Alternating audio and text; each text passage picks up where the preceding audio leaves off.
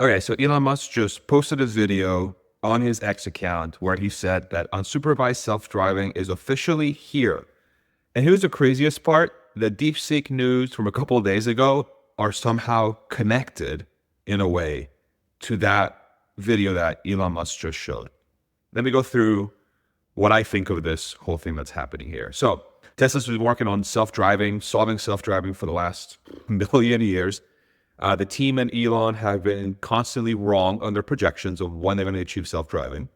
But the trend has become very clear ever since they came out with their neural net end-to-end approach to solve self-driving, which is basically like how ChatGPT or DeepSeek work in trying to give you an answer. They use neural nets or AI. Tesla's solution also uses AI. It uses a vision-based AI, an end-to-end neural net that basically takes image in from the camera, it goes through an AI process, and then the car drives using AI code.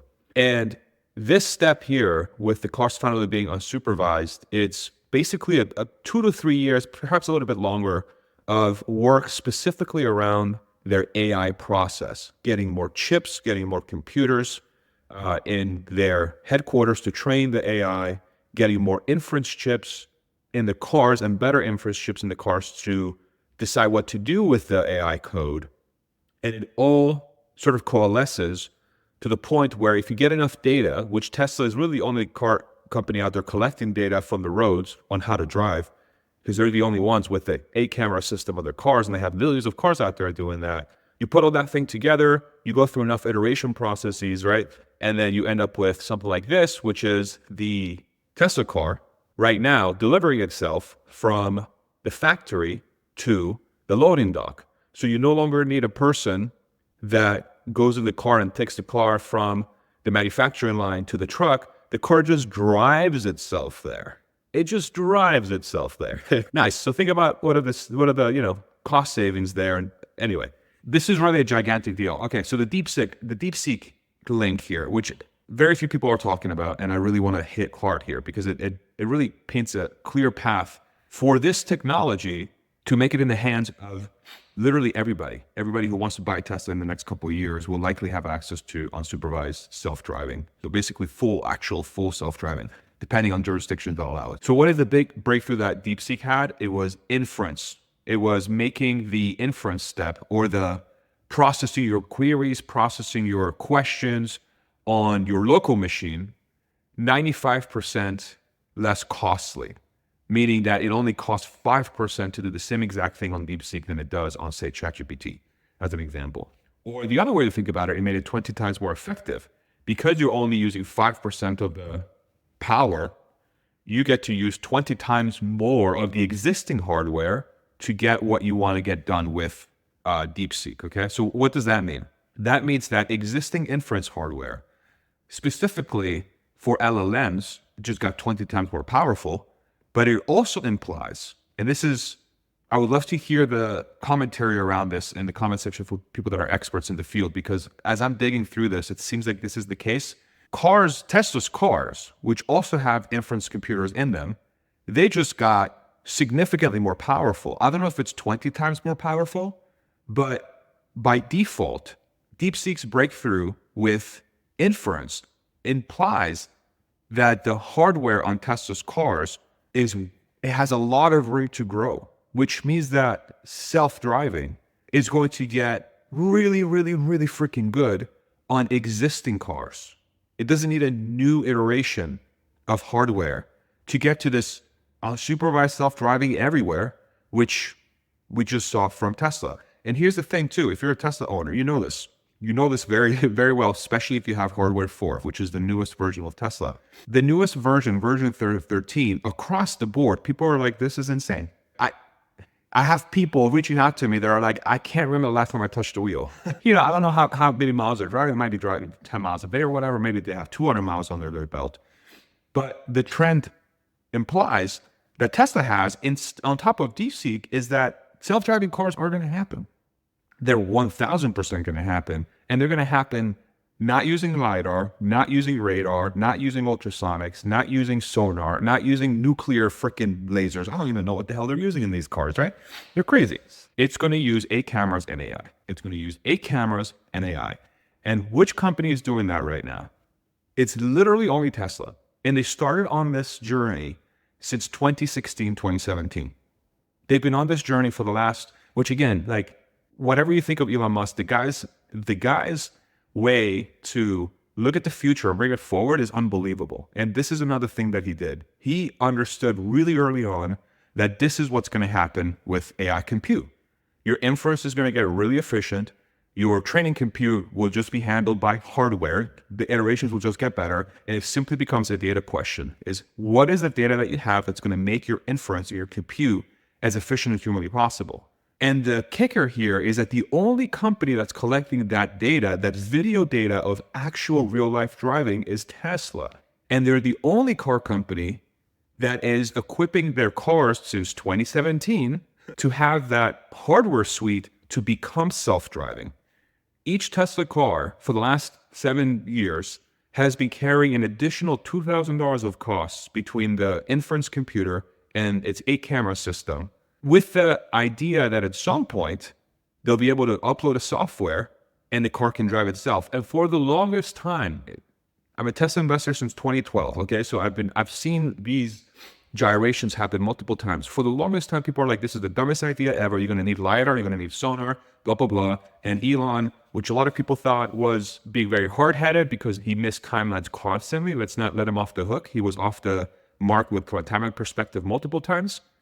But for the longest time, he's like, no, you don't need that. If you can use your eyes to see, by default, you're going to have an inference computer in the car that will be able to see. And that's exactly what's happening. Anyway, let me get to the next point here with the DeepSeek breakthrough. Why such a big deal? Okay, so if you can have unsupervised self-driving, okay, which it's very obvious that this is going to be the case. This also implies that Tesla is going to be able to use the Similarly technology for its human or robot program, the Tesla bot. The Tesla bot is set up very similarly to the cars. It has some sort of camera system. I don't know how many cameras exactly it has, but it uses the same exact inference computer that the self-driving cars do. And it goes through the same exact process. I shouldn't say exact. It goes through a very similar process that the cars do to learn how to drive. The bot is going to take in, video data of humans or robots doing work, freaking gardening, watering your plants, pushing a lawnmower, cleaning the house. And it's going to use that data to learn how to do those things as well. So what does that mean? If Tesla's figured out how to make road missiles drive themselves, it's very likely they're going to figure out how to make human or robots do work. What does that mean? That means that now Tesla's going to have the entire vertical, meaning they're going to have the sourcing of parts, probably making some of their parts as well, the manufacturing of those parts into a human or robot, the development of the brain for that human or robot, the app they're going to use to sell or let you rent that human or robot. They're going to control that whole thing, and they will be able to crank out as many as they want because, number one, they're experts in manufacturing. Number two, the human market, the human physical labor market, so people doing work with their bodies globally is like 40 trillion, which is like 40% of the global economy. So their total addressable market is basically ridiculous. I mean, it actually is ridiculous. But here's the thing, that $40 trillion market is capped by humans. That $40 trillion market is not like a number that the universe says that's the number, right? Or the world says that's the number. It's literally capped by how many humans exist. And the other way to make humans is, is by calling up a number, then the stork shows up with your person, right? That's honestly, everybody knows how that works. But here's the deal. When it comes to human or robots, there's no limit. You're limited. I can't believe would exist in this age. You are limited by the materials available to you to make a robot. Batteries, plastics, metal, chips, right? Blah, blah, blah. Those are limited by their raw materials. And to put those materials together, you're limited by your manufacturing process. You can make way more robots than you can humans. So that means that the market for labor is actually significantly bigger than 40 trillion.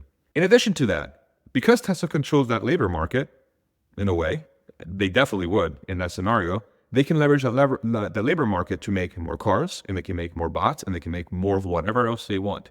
What does that mean? You have a lot of scale. Scale implies super, super cheap. I shouldn't say the word cheap. Super, super affordable.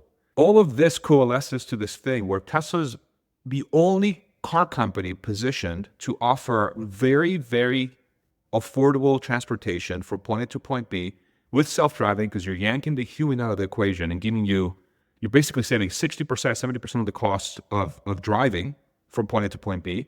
Because you have insane scale, you're going to be able to crank out millions upon millions of cars that can drive themselves, which makes the purchasing of that actual unit or the renting of that actual unit pennies up on the dollar compared to hailing an Uber. It's basically like if you pay $60 for an Uber plus to go to the airport, okay? With a self-driving Tesla, you might only have to pay, I don't know, like 20 cents per mile. I don't even know what the number is, right? Because at that point, when you have that much scale, and inference compute is becoming so cheap, and the training compute is going to get to a point where you're not even going to have deaths, right? Or you might have a couple deaths a year, hopefully zero, with self-driving cars because they're so safe. What does that do to the insurance cost? It plummets to near zero, because what are you insuring at that point? They're not going to get into an accident. What are you insuring, really? Like vomit in the car? Great. That's what, $5 a year. I don't even know what that number would be. Probably more. So now this picture is becoming very, very clear between the breakthroughs that Tesla has done with unsupervised driving and the breakthrough with DeepSeek, which shows that inference is going to get a lot cheaper. See my baby there. Hello. My beautiful wife. Hello. Hello. The combination of those things, DeepSeek, inference compute, moat around their AI process, their manufacturing process, their human or robot. I do not know of any other company that's nearly as well positioned as Tesla is to capitalize on the wave of artificial intelligence. NVIDIA is an example that says, hey, NVIDIA's genius is that they understood the compute and inference needs from 10 years in the future, and they figured out how to bring that forward really early, which is incredible. And NVIDIA, and none of this is financial or investment advice, NVIDIA is extremely well positioned for the future because the DeepSeek breakthrough means that a lot more people are going to do AI because it's incredible. You have self-driving cars for frick's sake, right? And human or robots. But Tesla is the only company that I know of, and I'd love to hear people in the comment section below. Let me know if you're seeing anything else here, maybe in China somewhere that I'm not aware of. They're the only car company that is able to capitalize on the advancements of AI as the layer that brings the products forward that AI births. NVIDIA is birthing AI, right? Tesla is figuring out how to make AI work in products, cars, human or robots. What other things will they bring out using their manufacturing process? Like this could open up a whole new host of products that are AI powered that none of us know we need. I don't know, like a freaking self-wheeling chair. I don't know. You know, like okay, Tesla could get into the vacuum game because, you know, do you guys have an actual like Roomba thing that works well? We have two different brands. They suck. They suck. Okay, they suck. They never finish their job. They get stuck in crap. All stuff they shouldn't be getting stuck on. They figure out how to get stuck on it, right? Maybe Tesla because they figured out self-driving. Oh, wow, maybe now you have a vacuum that knows how to drive itself. Holy shit. Okay, cool. What's that market? I don't know. It's not nearly as big as cars, but it's something. This is the obvious trend. It's, you know, and if you follow Tesla closely, anytime you bring this up, the haters would be like, you idiot, retard, dumbass. You don't know what you're talking about. Get off Elon's dick, blah, blah, blah, blah, right? These people are brain dead. They just don't know how to analyze what is actually happening. This has nothing to do with Elon or Tesla. Just look at the trends of the technology and look at who is doing what. That's it. Let me know what you think in the comment section below. It's 7 o'clock in the morning. I woke up on fire, y'all. I got some really good night's sleep. Thank you to my beautiful wife. And thank you to my beautiful son for sleeping. Well, sleeping enough where I could sleep. I don't know if I'm going to talk to my wife yet. I hope she does some sleep. So anyway, love you guys. Earnings later.